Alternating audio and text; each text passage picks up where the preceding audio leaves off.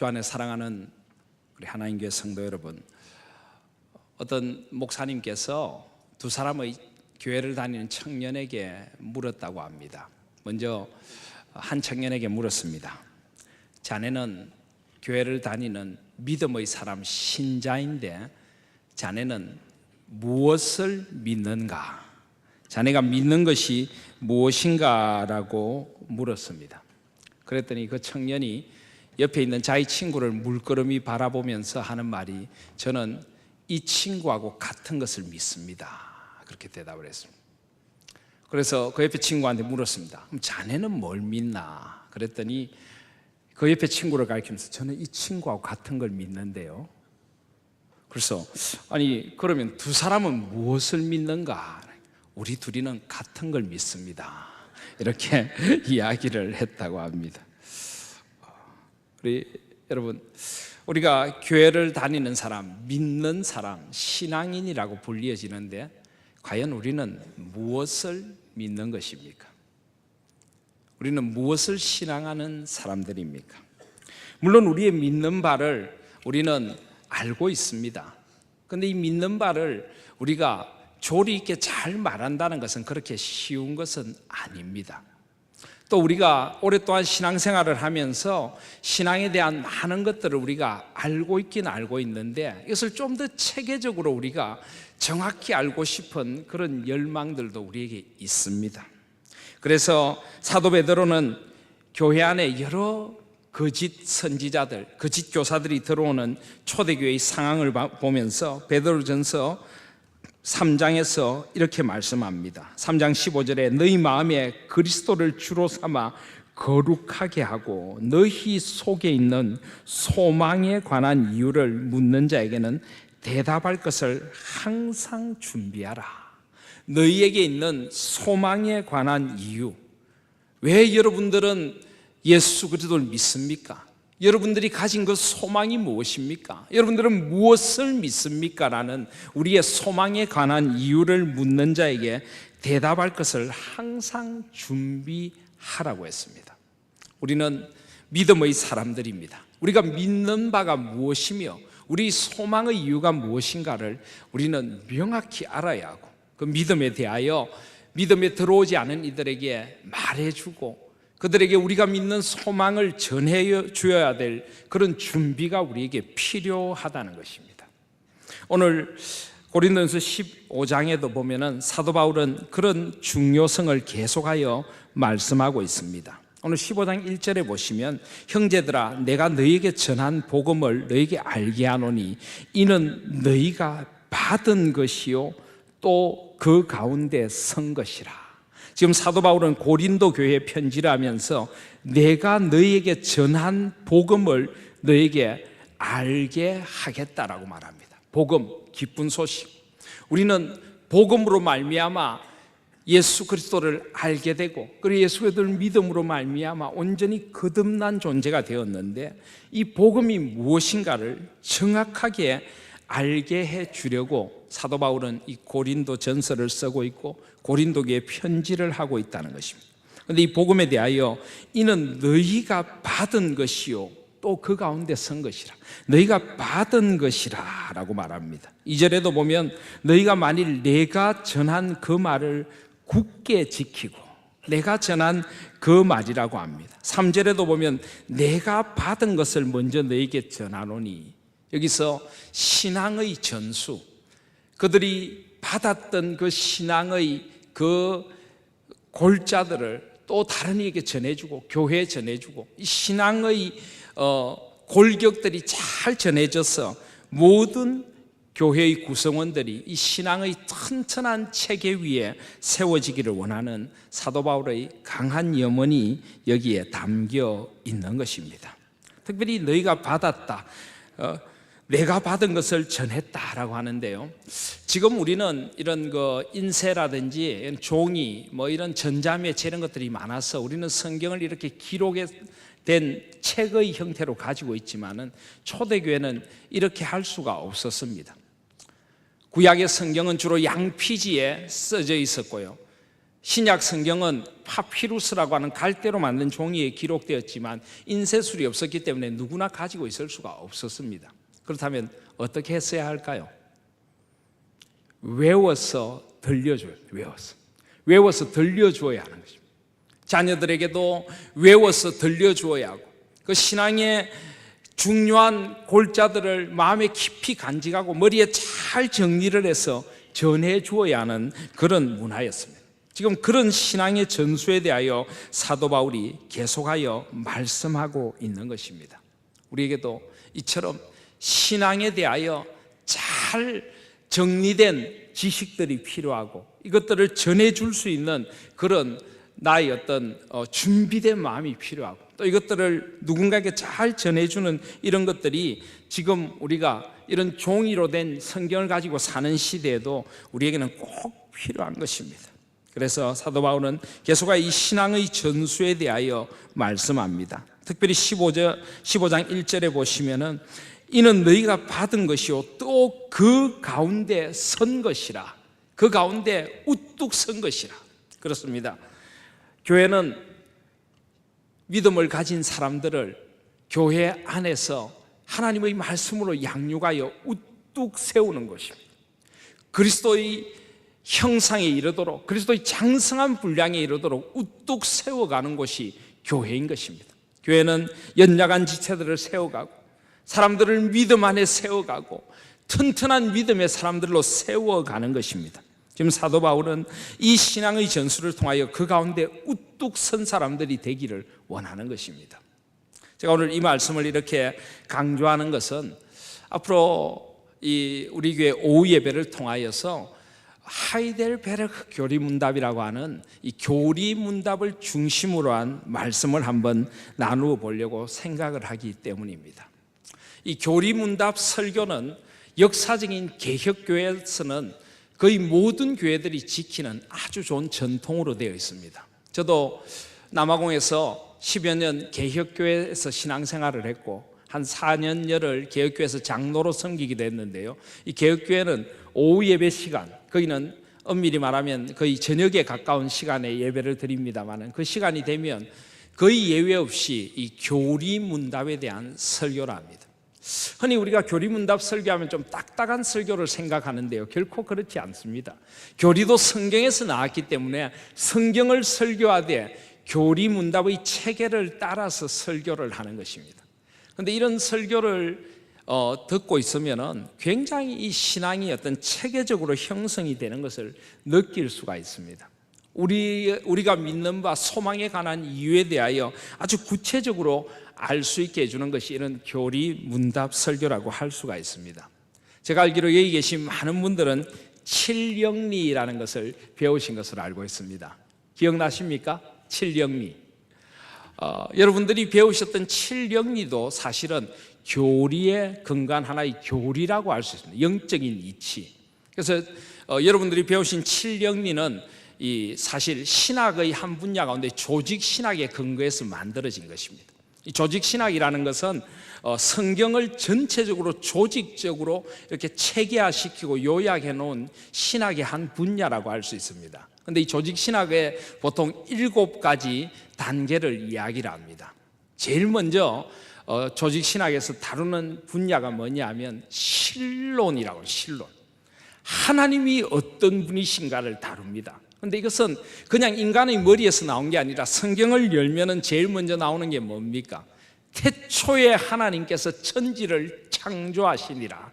창조주 하나님에 대하여 우리는 만날 수밖에 없습니다.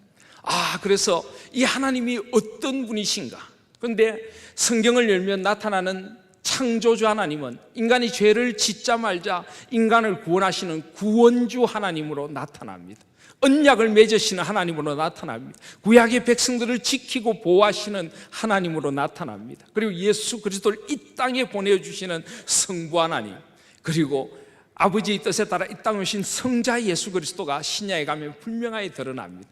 그리고 성부와 성자의 뜻을 따라 우리와 함께 하시는 성령 하나님이 나타나야 됩니다. 성부 하나님이 하시는 일, 성자 예수께서 하시는 일, 성령님께서 하시는 일, 삼위 하나님께서 하신 일과 지금도 하시는 일들이 성경에 다양하게 나타납니다. 그래서 이 하나님이 어떤 분이신가를 종합적으로 성경 66권에서 정리를 하면 소위 말하는 실론, 하나님이 어떤 분이신가, 또는 삼위일체론, 삼위 하나님이 어떤 분이신가 하는 신앙의 체계가 세워집니다. 또 그 다음에 성경을 열고 보면은 하나님만 나오는 건 아닙니다. 하나님이 지으신 피조 세계가 나옵니다. 하나님이 지으신 사람이 나옵니다. 그래서 하나님이 지으신 창조 세계는 어떤 곳인가, 또 하나님이 지으신 사람은 어떤 존재인가, 성경 전체에서 볼 때 사람은 어떤 존재인가, 어떻게 지어졌고 어떻게 타락했고 어떻게 구원을 받고, 그것을 정리하면 소위 말하는 인간론 또는 인죄론이라고 하는 분야가 됩니다. 그러면은 이 사람을 구원하시기 위해서 오신 분이 예수 그리스도입니다. 특별히 인간의 구원과 관계에서 예수 그리스도가 어떤 분이시고 구약이 어떻게 약속이 되었고 어떤 분으로 오셨고 어떻게 우리를 구원하시는가, 그 구원의 효력이 어떻게 미치는가를 연구하는 것을 흔히 기독론, 예수 그리스도가 누구신가, 우리의 구원과 어떤 관계가 있는가 하는 것을 체계화시키는 기독론이라고 부릅니다. 그리고 예수 그리스도가 우리에게 베푸신 구원이란 무엇인가, 성경 전체에 걸쳐서 이 구원에 대한 것을 잘 정리하면 구원론이라고 하는 또 하나의 신학의 체계가 서게 됩니다. 그런데 이 우리를 구원하시기 위하여 역사하시는 분이 누구신가? 성령 하나님이십니다. 성령 하나님께서 우리의 구원을 위하여 어떻게 역사하시고 이 구원을 우리 가운데 어떻게 적용하시는가. 그래서 성령 하나님의 역사에 대하여 쭉 정리를 하면 성령론이 됩니다. 성령론이 구원론보다 먼저 나오기도 합니다. 성령 하나님의 역사로 구원이 우리에게 주어지기 때문입니다. 그 다음에 구원받은 하나님의 백성들을 하나님께서 모아서 교회를 이루십니다. 구약에도 교회가 있습니다. 신약에 온전히 삼위 하나님의 역사로 나타난 교회가 있습니다. 교회, 하나님의 백성 공동체는 어떤 존재인가를 전체적으로 성경에 정리하면 교회론이 됩니다. 그리고 하나님께서는 창조부터 종말까지, 재림의 순간까지 우리를 인도하십니다. 그 모든 역사를 다루면 종말론이 되는 것입니다. 그래서 이런 식으로 신앙을 체계화시킨 것을 우리가 조직신학이라고 하기도 하고 교리라고 하기도 하고 칠령리라고 부르기도 하고 다양한 이름을 가지고 부르게 되는 것입니다. 그래서 이런 교리적인 체계, 성경을 이런 교리의 체계에 따라서 공부하고 아는 것은 굉장히 중요하다는 것입니다. 그렇게 우리가 신앙을 하나하나 체계적으로 세워갈 때 우리는 그 가운데 더욱 든든히 설 수 있다라고 말씀하고 있는 것입니다. 그래서 그런지 모르겠습니다만은 우리 한국교회는 참 이렇게 이단에 의한 유혹이라든지 이 이단에 대해서 많이 시달리는데, 제가 있었던 그 개혁교회는 거의 그런 일이 없습니다. 굉장히 신앙의 체계가 잘 갖추어져 있다는 생각을 참 많이 했습니다. 그래서 이런 그 신앙의 체계들을 한번 우리가 오후 예배에 교리 중심의 교리적인 체계에 따른 말씀의 설교로 한번 세워가 보려고 이제 하이델베르크 교리문답이라고 하는 교리문답을 한번 공부를 해보려고 합니다. 사실 이 교리문답의 역사는 원래 마태복음 16장에 보시면은 예수님께서 베드로에게 너희는 나를 누구라 하느냐, 그때 베드로가 뭐라고 합니까? 주는 그리스도시요 살아계신 하나님의 아들이십니다, 이렇게 고백을 하죠. 그러면 주님께서 너희 그 고백 위에 내가 교회를 세우리라. 그래서 초대교회 때부터 교회에 들어오는 사람에게 체계적인 신앙의 체계를 가르쳤습니다. 하나님이 어떤 분이시고 예수님이 어떤 분이시고 성령님이 어떤 분이시고 그분들이 이루시는 구원이 무엇이고 창조부터 종말까지 어떤 역사가 이어지는가, 그것을 체계적으로 가르치기 시작한 것이 뭔지 아십니까? 그게 바로 사도신경입니다. 사도신경은 전능하사 천지를 창조하신 하나님 아버지, 그리고 우리를 구원하신 예수 그리스도, 그리고 성령 하나님과 그 교회와 종말까지를 하나하나 고백하고 있습니다. 그래서 사도신경을 만들어서 그 교리를 가르치고 그 고백을 하도록 만들고 그 고백을 한 사람들을 교회의 일원으로 받아 세례를 주었습니다. 그렇게 시작이 되었습니다. 그리고 교회의 역사가 흘러오면서 여러 이단들이 출현했습니다. 이단들이 출현할 때마다 교리적인 체계를 더 공고히 해서 하나님 신론이라든지 기독론이라든지 구원론이라든지 교회론이라든지 이런 것들을 하나하나 세워가면서 교리적인 체계가 교회의 역사 속에서 형성돼 온 것입니다. 그래서 우리 장로교는 특별히 이 종교개혁 이후에 1600년대 중반에 우리 장로교의 교리적인 체계가 세워졌습니다. 그게 바로 우리가 잘 아는 웨스트민스터 신앙고백서와 대소교리문답입니다. 웨스트민스터 신앙고백서를 통해서 아까 제가 말씀드린 그런 교리의 체계들을 세운 후에 이것을 어른들에게 가르치기 위해서 문답식으로 만든 것이 대교리문답이고, 아이들에게 가르치기 위해서 문답식으로 만든 것이 소교리문답입니다. 그런데 그것은 이 영어를 쓰는 영어권의 장로교의 신앙고백이고요, 특별히 독일어나 네덜란드나 이런 말을 쓰는 유럽의 대륙 쪽에는 또 다른 신앙고백이 형성되었습니다. 종교개혁의 사실 1세대는 그들이라고 할 수 있고요, 사실은 그런 신앙고백서들이 대륙의 신앙고백서가 영국으로 건너가서 웨스트민스터 신앙고백서나 대소교리문답으로 형성이 된 것입니다. 그래서 대륙에 처음 개혁교회 신앙고백서들이 있습니다. 벨직 신앙고백서, 도르트 신경, 하이델베르그 교리문답 이런 것들이 있습니다. 웨스트민스터 신앙고백서와 대소교리문답보다는 약 한 8, 90년 전에 먼저 세워진 것입니다. 하이델베르그 교리문답 같은 경우는 16세기 독일에서 1563년경에 완성이 된 것으로 알려져 있습니다. 그런데 이 하이델베르그 교리문답은 특별히 사도신경, 그리고 십계명, 주기도문, 우리에게 가장 중요한 이 성경책 앞뒤에 있는 신앙의 체계를 중심으로, 또 특별히 사도신경을 중심으로 삼위 하나님이 어떤 분이신가, 그분이 베풀어 주신 일이 무엇이며 그분이 우리의 구원을 어떻게 이루어 가시는가, 이 삼위 하나님의 위로에 대하여 잘 설명하고 있는 것이 하이델베르그 교리문답입니다. 그래서 우리 교회가 장로교회이기 때문에 웨스트민스터 신앙고백서와 대소교리문답을 공부하는 것도 물론 꼭 필요하지만은 어떤 면에서는 하이델베르그 교리문답이 그보다 좀 더 목회적이고 좀 더 52주에 나누어서 우리가 교리를 체계적으로 공부하는데 훨씬 좋은 그런 유익한 교리문답입니다. 그래서 결국 내용이 거의 비슷합니다. 대동소이합니다. 그래서 이 오후 예배 시간에 하이델베르그 교리문답을 중심으로 이제 제가 설교를 하면서 또 필요하면 웨스트민스터 신앙고백서와 대소교리문답을 곁들여서 좀 교리적인 체계가 있는 설교, 이런 설교를 통해 우리 교회를 믿음의 반석 위에 든든히 세워가는 일을 이 부활절을 시작으로 시작하고자 합니다. 여러분 오후 예배에 많이 함께해 주시기를 바랍니다. 우리의 신앙의 체계를 분명히 해서 우리의 소망에 관하여 묻는 이들에게 대답할 말이 있게 하고, 내가 삼위 하나님의 온전한 위로 속에 거할 수 있는 좋은 그런 기회가 될 것으로 저는 믿습니다.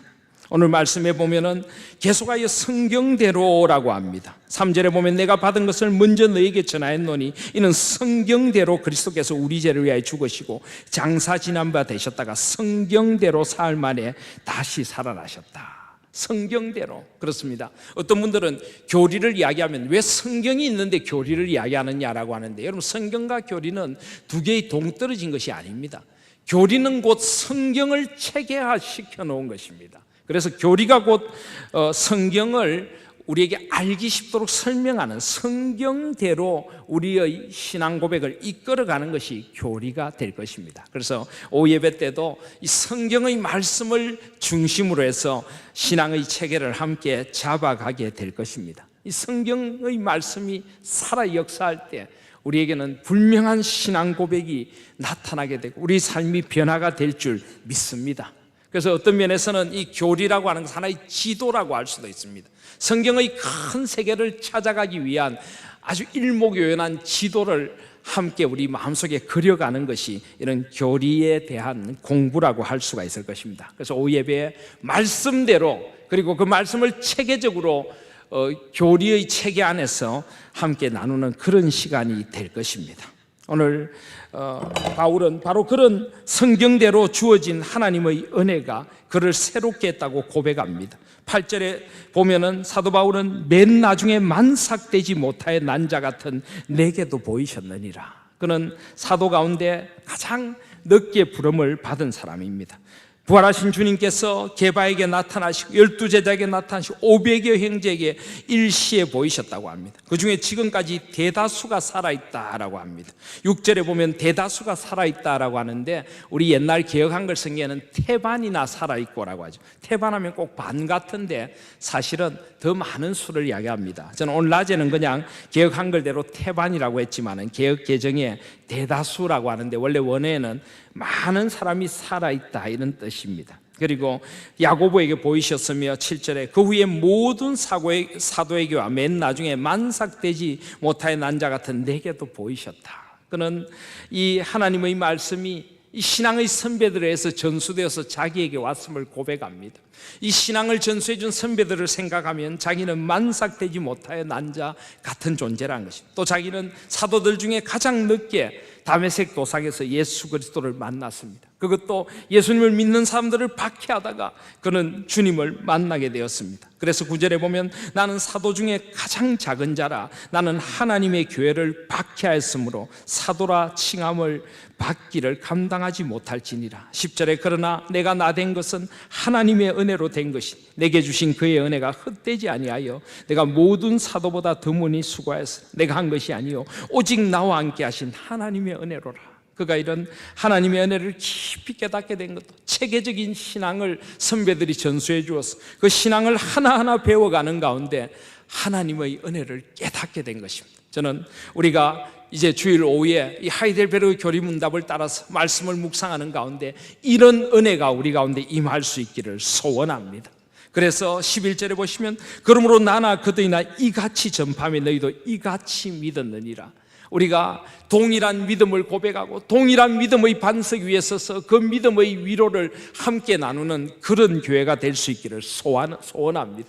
이같이 믿었느니라. 이 고백이 우리의 고백이 되고 우리 교회의 고백이 되고 우리 다음 세대들에게 전해주는 신앙의 고백이 될 수 있기를 소원합니다. 그리고 이 신앙의 고백의 골자는 바로 이것입니다. 3절에 보시면 내가 받은 것을 너희에게 먼저 너희에게 전하였노니 이는 성경대로 그리스도께서 우리를 위하여 죽으시고 장사 지낸 바 되셨다가 성경대로 사흘 만에 다시 살아나셨느니라. 결국 이 교리의 가장 중심은 예수 그리스도입니다. 그분의 죽으심과 그분의 부활, 바로 이 교리 공부를 통해서 우리가 가장 깊이 깨달아야 될 것이 나를 위한 그리스도의 죽으심, 나를 위한 그리스도의 부활, 그래서 그 부활의 생명에 동참하게 되는 것입니다. 이 2015년 부활절에 이제 이 하이델베르 교리문답을 오후 예배에 듣기를 시작하면서 이 부활하신 예수 그리스도의 은혜가 저와 여러분의 삶에 또렷이 나타날 수 있기를 소원합니다. 부활의 생명을 온전한 믿음으로 고백하며 살아가는 우리 하나님 교회가 되기 위하여 이제 이 말씀의 여행을 떠나려고 합니다. 주일 오후마다 함께 모여서 이 말씀 하이델베르 교리문답에 근거한 말씀을 나눔으로 우리의 신앙의 골격들이 더욱 체계적으로 든든히 서갈 수 있는 복된 교회가 될 수 있기를 주님의 이름으로 축원하며 사모하는 마음으로 이제 계속 이 길을 함께 걸어갈 수 있기를 주님의 이름으로 소원합니다. 아멘. 우리 기도드리겠습니다.